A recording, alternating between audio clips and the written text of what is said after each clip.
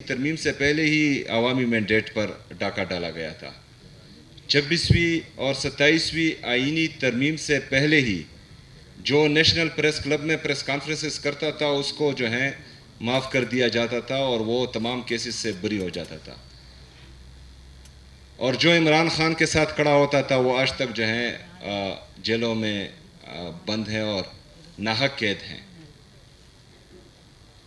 تو یہ ادارے جتنے بھی ہیں وہ پہلے سے مفلوج تھے. ہمارا جمہوری نظام پہلے سے ہی مفلوج تھا. اسی لیے میرا لیڈر میرا قائد جناب عمران خان صاحب بائیو میٹرک الیکشنز کروانا چاہ رہا تھا, جو بدقسمتی سے ٹائم پر اس کا پروسیس نہیں ہوا اور پھر رجیم چینج آپریشن ہوا. اس کے بعد جو ہے تمام جتنے بھی ہمارے پروسیسز تھے وہ سبوتاج کیے گئے جمہوریت کی بحالی کے لیے, جمہوریت کو مضبوط کرنے کے لیے. تو ہمارے عدالتیں صرف فیصلے ہی کر رہی ہیں, انصاف نہیں کر رہی.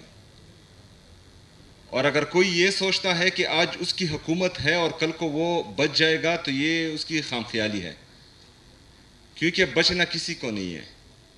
لیکن 26ویں اور 27ویں آئینی ترمیم کے ذریعے جو قوانین لائے گئے, بہرحال میرا لیڈر میرا قائد جناب عمران خان صاحب اور ان کی اہلیہ وہ بے گناہ ہے, انہوں نے کوئی جرم نہیں کیا. لیکن کچھ لوگ پھر سرٹیفائڈ چور ہیں, ان کے خلاف ثبوتیں بھی موجود ہیں, تو ان کا پھر برا حال ہوگا.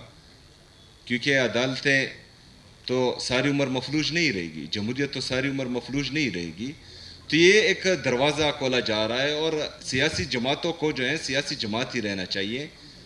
کسی کے اعلیٰ بن کر کسی ایک پارٹی کو یا جمہوری طاقتوں کو اس کا قتل عام, ان کے ورکروں کو ہراساں کرنا, ان پر تشدد کرنا, چادر چار دیواری کی پامالی کرنا, ایک سابقہ وزیر اعظم کی بہنوں کو سڑکوں پر گرانا, ان کی بے عزتی کرنا, ان سے چادریں چھیننا, تو یہ روایت غلط ڈالی جا رہی ہے اور اس کا نقصان پھر سب کو ہوگا. تو اس وجہ سے ہم چاہتے یہ ہیں کہ یہ جنگ صرف عمران خان صاحب کی نہیں ہے, یہ پاکستان تحریک انصاف کی نہیں ہے, یہ تمام جمہوری قوتوں کی جنگ ہے. یہ ان سب کی جنگ ہے جو چاہتے ہیں کہ پاکستان میں جمہوریت مضبوط ہو, پاکستان میں ادارے مضبوط ہو. کیونکہ اگر ادارے اور جمہوریت مضبوط نہیں ہوگی تو پاکستان جس سٹیج پر آج کھڑا ہے, آج ہم 80,000 ارب روپے کے مقروض ہیں. ہمارا ٹوٹل جی ڈی پی جو ہے وہ 1,12,000 ارب روپے ہے. یعنی ہمارا ٹوٹل جی ڈی پی کا 72% پاکستان مقروض ہو چکا ہے.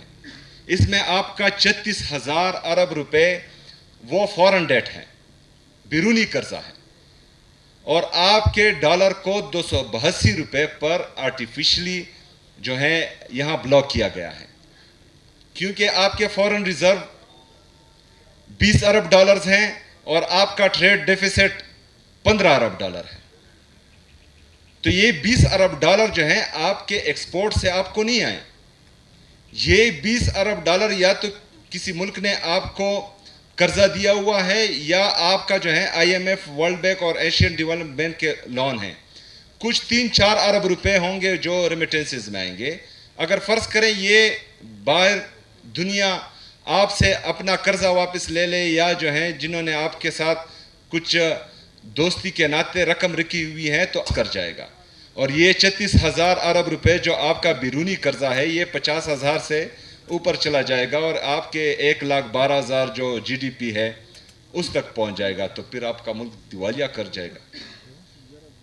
تو ہم ان کے کرپشن پر, جو غلط نظام, جو غلط لوگ اس ملک کے بند کمروں میں پالیسیاں بناتے ہیں, فیصلے کرتے ہیں, غلط حکمرانوں کو آگے لاتے ہیں, لوگوں کے کرپشن چھپاتے ہیں, ان کے خلاف ہم آواز اٹھائیں گے. کیونکہ یہ میرے پاکستان کا مسئلہ ہے, یہ پاکستانیوں کا مسئلہ ہے, یہ پاکستان تحریک انصاف کا نہیں, عمران خان کا نہیں, یہ ہمارے بچوں کے مستقبل کا مسئلہ ہے. اور ہم نے انشاءاللہ تعالی اس کے لیے مل کر لڑنا ہے. آج اگر جمہوری طریقے سے میں جیتتا ہوں, میری باری ہے, میں حکومت کرتا ہوں, میں ڈیلیور کر جاتا ہوں, تو لوگ دوبارہ مجھے ووٹ دیں گے. میں ڈیلیور نہیں کر پاتا تو آپ لوگوں کا نمبر آئے گا, کسی اور کا نمبر آئے گا, تب میں نے انتظار کرنا ہے, آج آپ انتظار کریں. تو یہ سارا سسٹم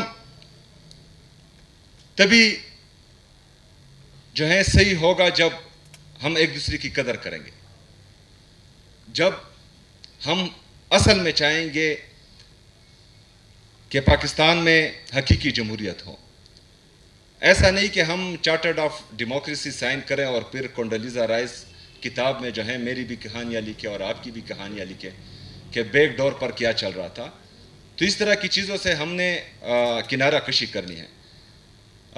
میں تحریک تحفظ آئین پاکستان کے تمام لیڈرشپ کو یہ یقین دلاتا ہوں کہ انشاءاللہ تعالی پاکستان تحریک انصاف کے ادنا ورکر کی حیثیت سے خیبر پختونخوا جس کے ساتھ مسلسل امتیازی سلوک ہو رہا ہے, جس کے ساتھ مسلسل ایک سوتیلی ماں جیسا سلوک ہو رہا ہے, اس صوبے کے پوری عوام, اس صوبے کی حکومت انشاءاللہ تعالی آپ کے ساتھ کڑی رہے گی, اور آپ کے ہر فیصلے کو, چاہے وہ مزاحمتی تحریک ہو یا چاہے مذاکراتی تحریک ہو, دونوں میں